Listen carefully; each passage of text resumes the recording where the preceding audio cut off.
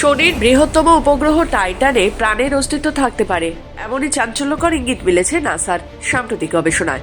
গবেষকদের মতে টাইটানের বুকে উন্মুক্ত মহাসাগর না থাকলেও তার অন্দরমহলে বরফ, কর্দমাক্ত স্তর ও খোপে খোপে জমে থাকা জল প্রাণ ধারণের উপযোগী পরিবেশ তৈরি করতে পারে। নাসার ক্যাসিডি অভিযানে সংগৃহীত তথ্য নতুন করে বিশ্লেষণ করে বিজ্ঞানীরা জানিয়েছেন, টাইটানের বাইরের স্তর জমাট বরফে ঢাকা হলেও ভেতরে রয়েছে পুরো জলকাদা ও গলিত জলের স্তর। এই কর্দমাক্ত স্তরের কারণেই শনির প্রবল মধ্যাকর্ষণের প্রভাবে টাইটানের আকারে পরিবর্তন ঘটতে দেরি হয়। গবেষণায় দেখা গেছে, শনির সবচেয়ে শক্তিশালী মহাকর্ষীয় টানের প্রায় 15 ঘন্টা পর টাইটানের সেই পরিবর্তন শুরু হয়, যা তার ভেতরে নমনীয় কাঠামোর ইঙ্গিত দেয়। টাইটানের ঘন ও কমলা রঙের বায়ুমণ্ডলের কারণে সেখানে পর্যবেক্ষণ চালানো অত্যন্ত কঠিন হলেও ক্যাসিডি অভিযানের শক্তিশালী রেডার সেই বাধা অতিক্রম করতে সক্ষম হয়।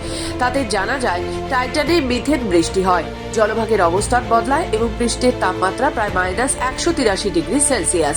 তবে ভূগর্ভস্থ জলীয় স্তরে তাপমাত্রা প্রায় 20°C হতে পারে, যা জলজ অণুজীবের অস্তিত্বের সম্ভাবনা বাড়ায়। বিজ্ঞানীদের মতে টাইটানের ভূগর্ভে থাকা এই জল উন্মুক্ত নয়, কিন্তু অতিরিক্ত চাপের কারণে সেখানে জলের ভৌত ধর্ম পৃথিবী থেকে একেবারে আলাদা। তবুও সেই পরিবেশে প্রাণ টিকে থাকা অসম্ভব নয় বলেই মত গবেষকদের।